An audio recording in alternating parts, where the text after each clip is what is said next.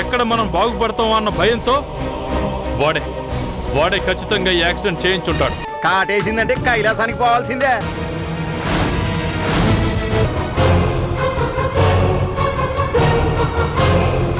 పాము నుంచి నన్ను కాపాడాలి అన్న మీ ఆరాటమే మీరు మళ్ళీ నడిచేలా చేసిందండి.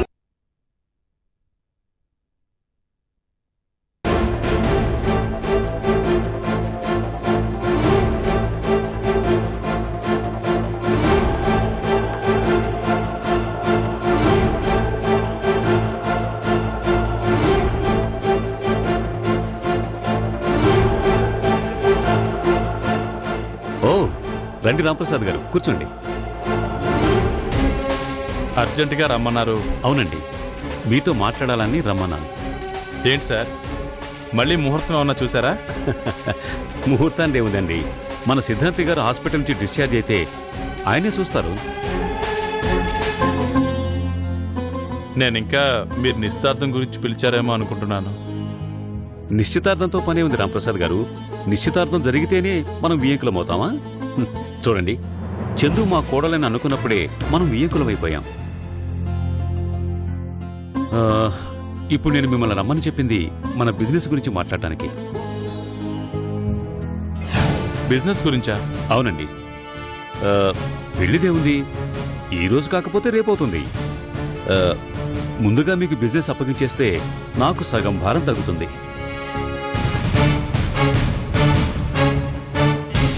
బిజినెస్ లాంచింగ్కి పర్మిషన్స్ అన్నీ క్లియర్ అయిపోయాయి. జస్ట్ మీరు వెళ్ళి సంతకం చేస్తే మనం బిజినెస్ పార్ట్నర్స్ కూడా అయిపోతాం.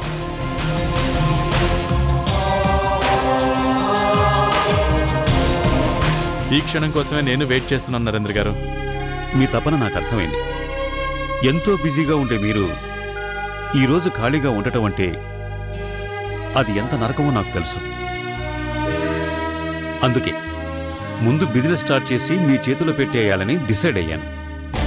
బిజినెస్ స్టార్ట్ చేస్తే చాలు, అది ఎలా డెవలప్ చేయాలో మేం చూసుకుంటాం. రాత్రి పగలు కష్టపడి మీరు ఊహించిన స్థాయికి తీసుకొస్తాం. మీ గురించి మాకు చెప్పాలా? అందులో నాకు ఎలాంటి అనుమానం లేదు. బిజినెస్ సర్కిల్లో మా గురించి జనం మర్చిపోతున్నారు, మరికొందరైతే రెచ్చిపోతున్నారు. మా గురించి మేం మళ్ళీ అందరికీ గుర్తు చేయాల్సిన అవసరం ఉంది. అందుకే ఈ తపన. ఎంత త్వరగా బిజినెస్ అప్పగించాలా అని నేను కూడా ఎదురు చూస్తున్నాను. మన లీగల్ అడ్వైజర్ దగ్గర ఆ ఫైల్ ఉంది. మీరు వెళ్ళి ఆ డాక్యుమెంట్స్ మీద సంతకం చేశారంటే మీ కోరిక తీరుతుంది, నా కోరిక తీరుతుంది.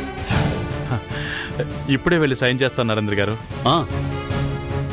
సంతకం పెట్టే ముందు ఒకటి గుర్తుంచుకోండి, ఇక నుండి అది మీ బిజినెస్. నేను అప్పుడప్పుడు వస్తుంటానంతే. లాభం నష్టం అన్నీ మీరే చూసుకోవాలి. మళ్ళీ బిజినెస్ స్టార్ట్ అయితే నష్టం అనేది వినిపించకుండా చేస్తాను. మీరు వెళ్ళి ఆడిటర్ని కలిసి సంతకం చేయండి. All the best. Thank you sir. Right.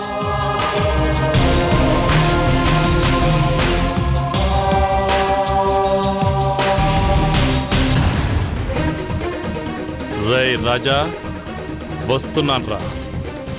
మళ్ళీ బిజినెస్ లోకి వస్తున్నాను. ఈసారి మాత్రం నీ అంతు చూడకుండా వదిలిపెట్టను రా.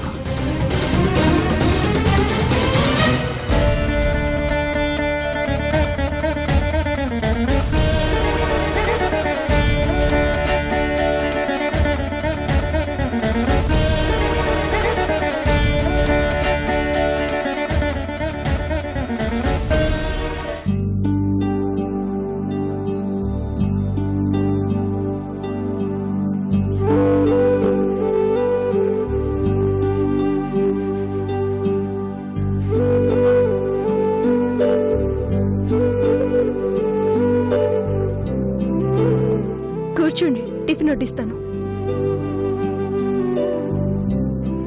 ఇంతకాలం ఈ రాక్షసుని మనిషిని చేయడానికి ఎంతో కష్టపడి అలసిపోయావు.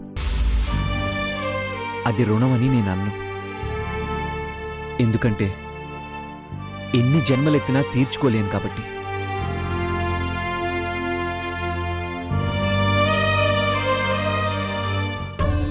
అందుకే నా సంతోషం కోసం నా చేత్తో నీకు తినిపిస్తాను. మీకెందుకండి శ్రమ? నాది కాదు శ్రమ. ఇన్ని రోజులు నా కోసం నువ్వు పడ్డావే, అది శ్రమ. కూర్చో.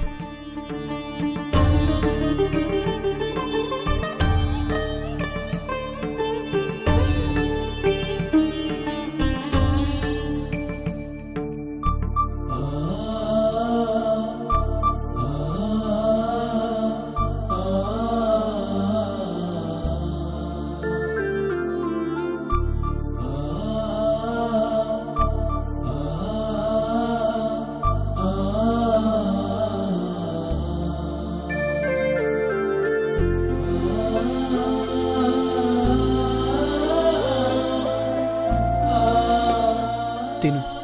వద్దండి, ఇంక చాలు. మీరు కూర్చోండి, కూర్చోండి.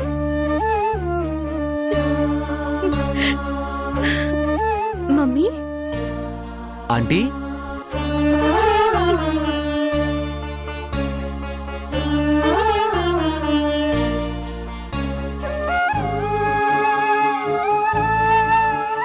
మమ్మీ, ఇన్ని రోజులు నేను మీ పట్ల ప్రవర్తించిన విధానానికి, నేను చేసిన తప్పులకి నన్ను క్షమించండి ఆంటీ.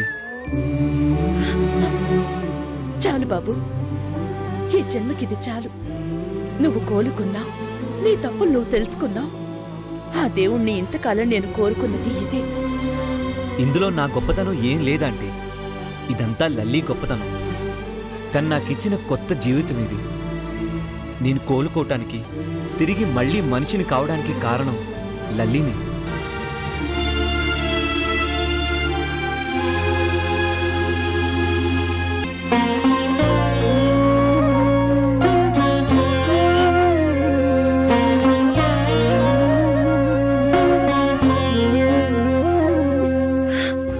అటు పుట్టింటికి దూరమై, ఇటు నీకు దూరమై లల్లి జీవితం ఏమైపోతుందోనని దిగులు పడ్డాను.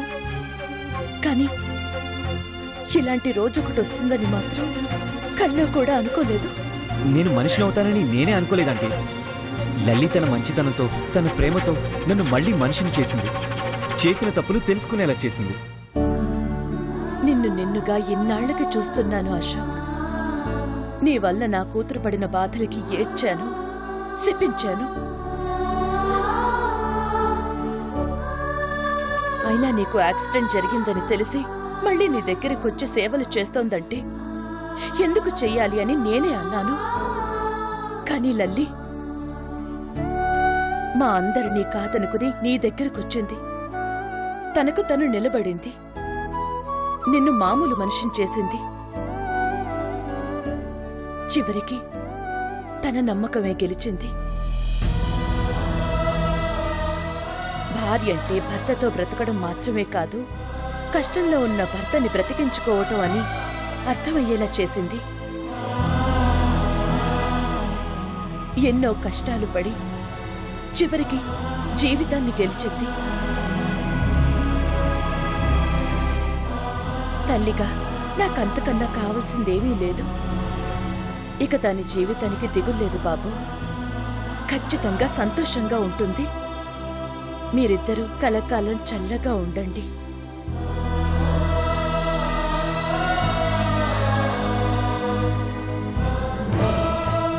ఈ ఆనందాన్ని తట్టుకోలేకపోతున్నాను. వెంటనే వెళ్ళి మీ డాడీకి, బాబాయ్కి అందరికీ చెప్పాలి. వస్తానమ్మా. అదేంటి మమ్మీ, అప్పుడే వెళ్ళిపోతావా? ఇంత ఆనందాన్ని నాలోనే ఎక్కువసేపు దాచుకోలేనమ్మా. వెళ్ళి అందరితో పంచుకోవాలి. వస్తానమ్మా. వస్తాను బాబు.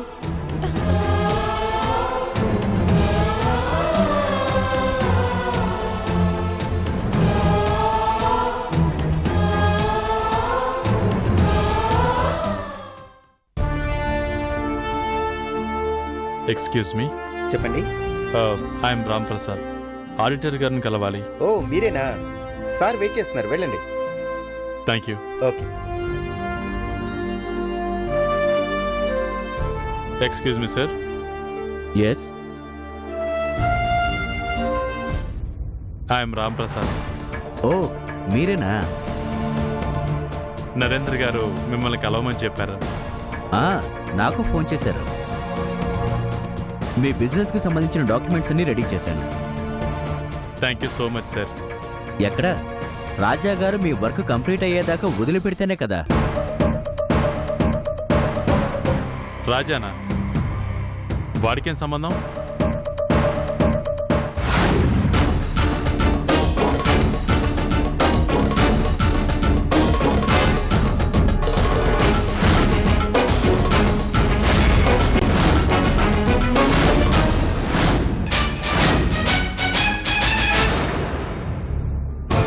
అలా బిగుసుకుపోయారేంటి?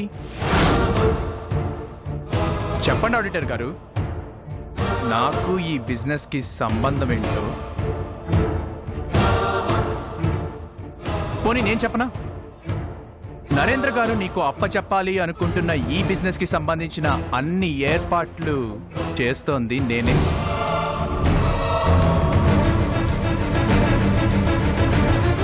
అంటే నీ జాతకం మారుస్తోంది నేను, రోడ్డు మీద నుంచి మళ్ళీ ఇంట్లోకి రప్పిస్తోంది నేను.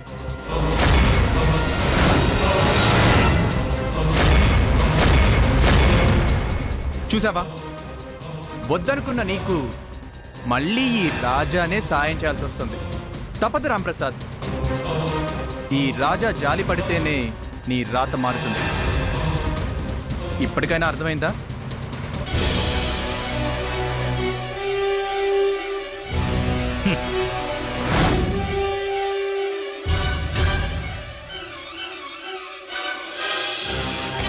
అరే, అలా వెళ్ళిపోతే ఎలా? సంతకం పెడితే చాలు నీ రాత మారిపోతుంది. పోయిన ఆస్తులు రాకపోవచ్చు, కానీ కొత్త ఆస్తులు సంపాదించుకోవచ్చు. అది నేను అవకాశం ఇస్తేనే. ఒక పని చెయ్, ఇక్కడ నువ్వు నేను తప్ప ఎవ్వరూ లేరు. కామ్గా నా చేతులు పట్టుకొని, రాజా జరిగింది మర్చిపో, ఇంకెప్పుడు నీ విషయంలో కలగజేసుకోను, నీ ముందు తల ఎగరేను అని చెప్పు, వదిలేస్తా. రేయ్, ఎక్కువ మాట్లాడుతున్నావు. అయినా నీ చేతులు పట్టుకోవాల్సిన కర్మ నాకేంట్రా? కర్మ కాదు రాంప్రసాద్, పట్టుకోగలిగితే అదే నీకు అదృష్టమవుతుంది. అవకాశం వచ్చింది కదా అని నీ ఇష్టం వచ్చినట్లు ప్రవర్తించుకో. అలా వచ్చిన అవకాశాన్ని వాడుకోవాలి అనుకుంటే ఈరోజు నీ ముందు ఈ ఫైల్ ఉండేదే కాదు, నరేంద్ర గారితో నీ స్నేహము ఉండేది కాదు. అంతకన్నా ముఖ్యంగా చందుకి నేను కట్టిన తాళి గురించి చెప్తే అసలు రిలేషనే ఉండదు.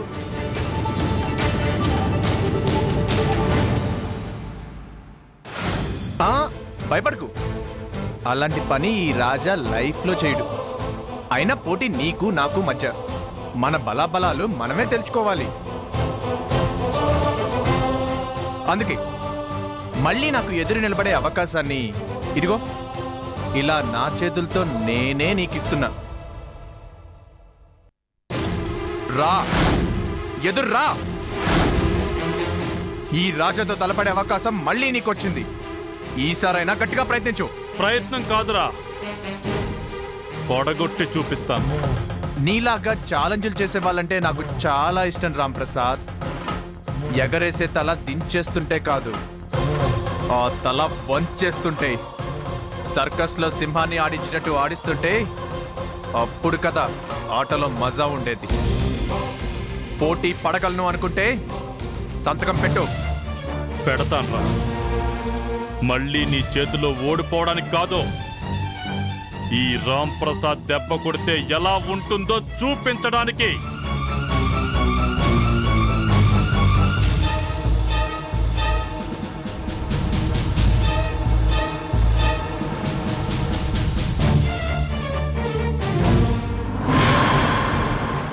ఇది నీకు బిజినెస్ అగ్రిమెంట్, కానీ నాకు నిన్ను నాశనం చేయడానికి నేనిచ్చే హామీ పత్రం. అందుకే సంతకం చేశాను. తీసుకో. All the best. ఇక నుంచి ఆల్వేస్ ఐఎమ్ ది బెస్ట్. చూద్దాం. చూడు.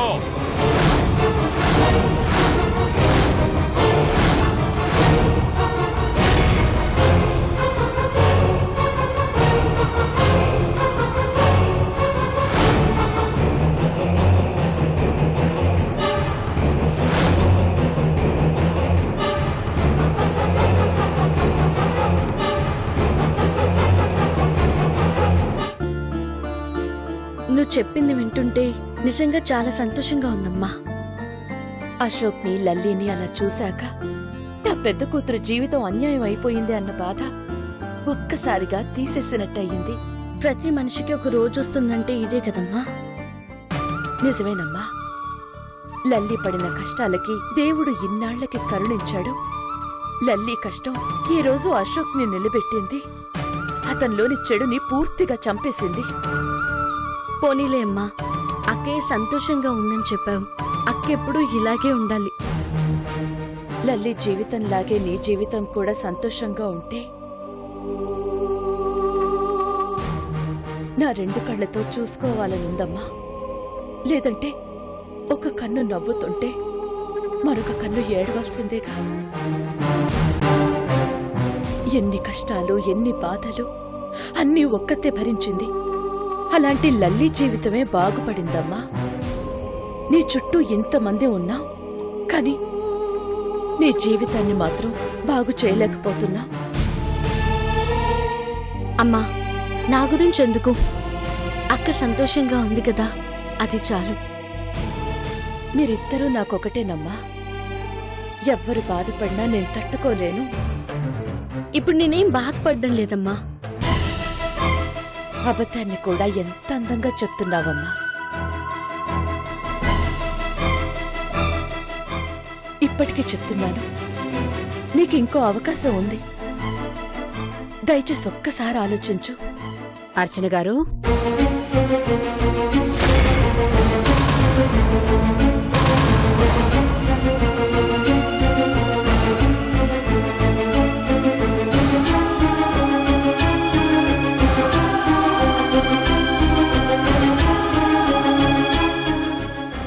ఏంటర్చన ఏదో అవకాశం ఉంది అంటున్నా? అది అదా అది చందు వాళ్ళ ఫ్రెండ్ ఇంటర్వ్యూలో ఫెయిల్ అయింది అంటే మళ్ళీ రాసే అవకాశం ఉంటుంది కదా అంటున్నాను. ఓ అలాగా. ఏంటి ఒక్కరే వచ్చినట్టున్నారు? నరేంద్ర గారు రాలేదా? లేదర్చన, మనసేం బాగోలేక నేనొక్కదాన్నే వచ్చాను. ఏమైంది? నిశ్చితార్థం వరకు వచ్చి సిద్ధాంత్ గారికి యాక్సిడెంట్ జరిగి నిశ్చితార్థం ఆగిపోయిన దగ్గర నుంచి నా మనసేం బాగాలేదు.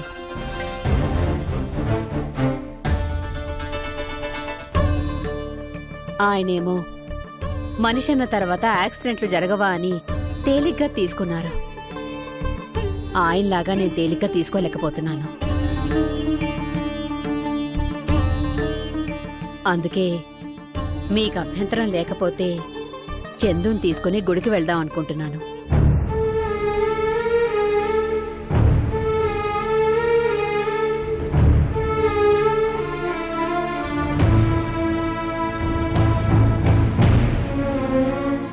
ఎవరి దిష్టి తగిలిందో ఏమో, అందుకే గుడికెళ్ళి పిల్లలిద్దరి పేరు మీద అర్చన చేయిద్దామని ఇలా వచ్చాను.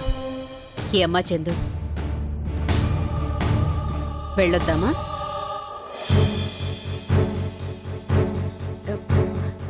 సరే.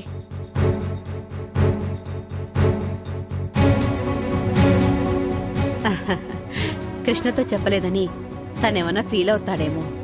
వెంటనే వచ్చేస్తామని చెప్పార్చనా? అలాగే. చందు, వెళ్దామా?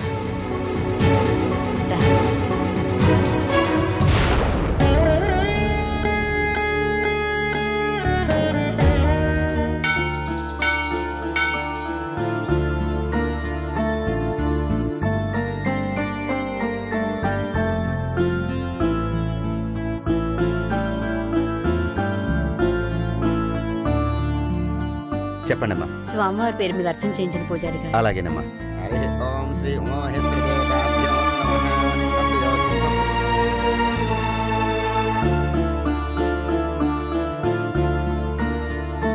అమ్మ చందు, దండం పెట్టుకోమ్మా.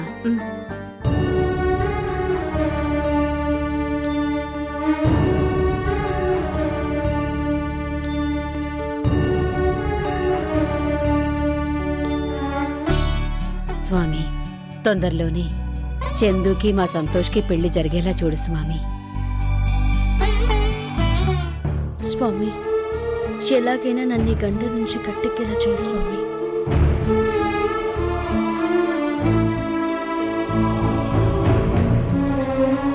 శంభూమాపతిం సురగురం వందే జగత్కారణం వందే పన్నగభూషణం నగదరం వందే వసూనాంపతిం వందే సూర్యశాంకవహినం వందే ముకుందప్రియం వందే భక్తిజనాశ్రయం చ వరదం వందే శివం శంకరం.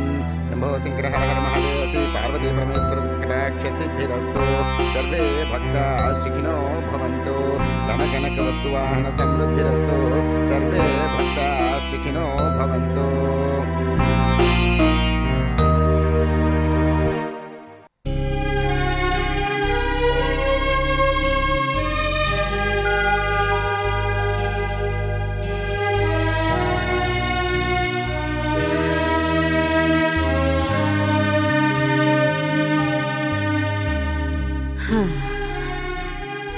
ఇప్పటికీ నా మనసు కాస్త కుదుటపడిందమ్మా.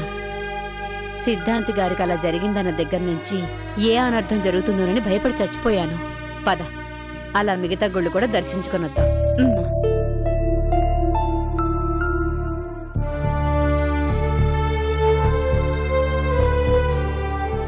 నా భయమంతా ఎక్కడ నువ్వు నా కోడలివి కాకుండా పోతావనే చందు.